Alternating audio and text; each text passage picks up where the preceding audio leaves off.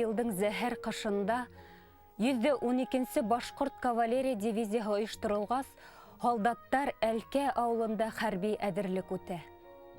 Буласақ геройдар қатмарлы шарттарда хуғыш нескәліктерін өйрәнә. Халдаттарға йылы кейем һәм ризық етмей. Бұл турала біліп қалған халдат қатындары әлкеге ашыға.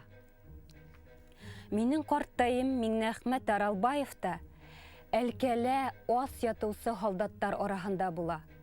Өлөсейім Сейдәнисә бұл турала білгәс, еш ярымлық балаһын әсәһенә қалдырып, ұдын сәфәргә юллана, тип яза Туймазынан Рафиға Арысланова. Өлөсейім ауылдан Туймазыға тиклем яйау килә, артабан поезға ултырып, әлкәгә барып ете. Ауыл халқы үҙенең аудынан өҙөп халдатқа күстәнә сәҙерләп ебәрә.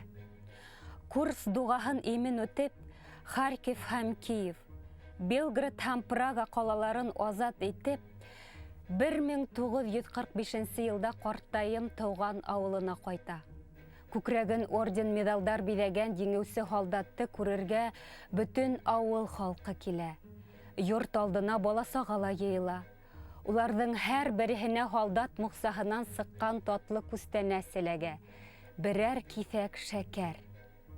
Һуғыштан һуң да аслы-туҡлы йәшәгән ауыл халҡы өсөн был ожмах һыйына тиң ризыҡ була.